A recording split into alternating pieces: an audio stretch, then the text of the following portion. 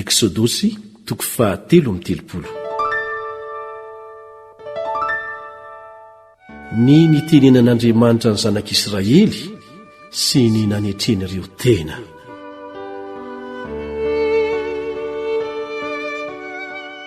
Ary Jehovah niteny tamin'i Mosesy hoe, mandehana miakatra hiala aty ianao sy ny firenena izay nentinao niakatra avy tany amin'ny tany Egipta ho any amin'ny tany izay nianianako tamin'ny Abrahama sy Isaka ary Jakoba hoe, ny taranakao no homeko azy. Ary aniraka anjely aho hitarika anao eo aloha ka horoahako ny Kananita sy ny Amorita sy ny Etita sy ny Perzita sy ny Vita ary ny Jebusita. Dia ho amin'izay tany tondra-dronoso tantely, nefa tsy ara-miakatra aminao aho satria olona mafiatoka ianao, fandrao andringana anao eny an-dalana aho.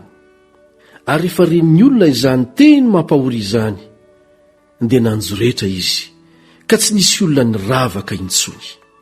Ary hoy Jehovah tamin'i Mosesy, lazao amin'ny zanak'Israely hoe, ianareo dia olona mafiatoka, koa raha hiara-miakatra aminao aho, na dia indray mpimaso aza, dia handringana anao aho.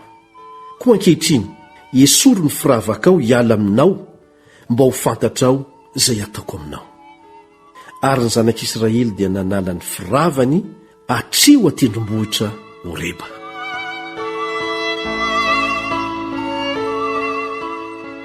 Ny niaonan'i Mosesy tamin'Andriamanitra sy ny naneken'Andriamanitra ny fangatahany.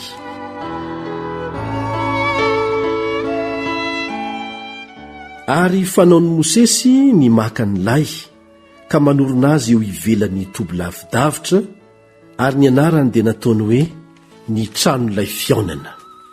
Azy rehetra nitady an'i Jehovah dia nivoaka ho eny amin'ny tranon'ilay fionana izay teo ivelan'ny toby. Ary raha nivoaka ho eo amin'ilay Mosesy dia nitsangana ny olona rehetra ka samy mijanona teo anoloan'ny varavaran'ny ilay ny avy, dia nitazana amin'ny Mosesy mandra-pahatongany ao amin'ilay. Ary raha niditra tao amin'ilay Mosesy dia nidina ny androraona ka nijanona teo anoloan'ny varavaran'ilay. Ary Jehovah dia niresaka tamin'i Mosesy. Ary hitan'ny olona rehetra ny androraona nijanona teo anoloan'ny varavaran'ilay, dia nitsangana ny olona rehetra ka samy miankohoka teo anoloan'ny varavaran'ilay ny avy. Ary Jehovah niteny ny fanatrika tamin'i Mosesy tahaka ny olona miresaka amin'ny sakaizany. Ary niverina nankeo amin'ny toby izy, fa ny mpanompony dia Josoazatovo, zanak'Nona, tsy niala tamin'ilay.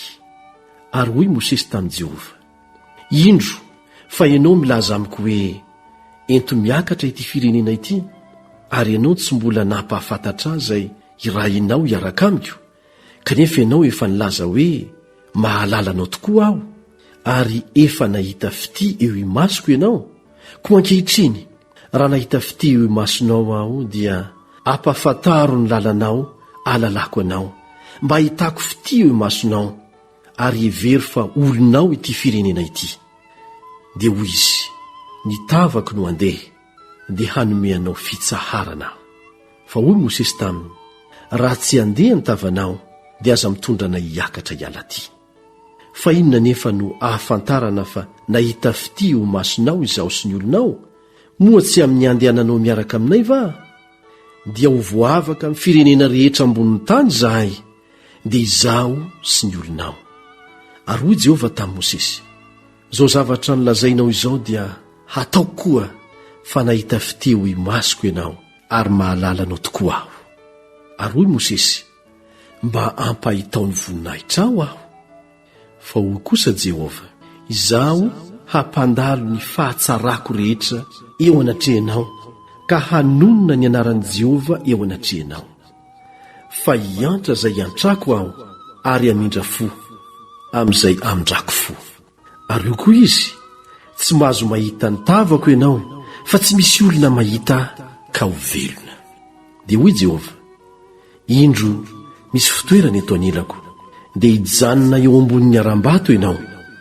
Koa raha mandalo ny voninahitro, dia hataoko eo antsefaky ny aram-bato ianao, ka hosaronako ny tanako ianao mandra-pandaloko, dia hanaisotra ny tanako aho, ka hita ny voako ianao, fa ny tavako tsy ho hita.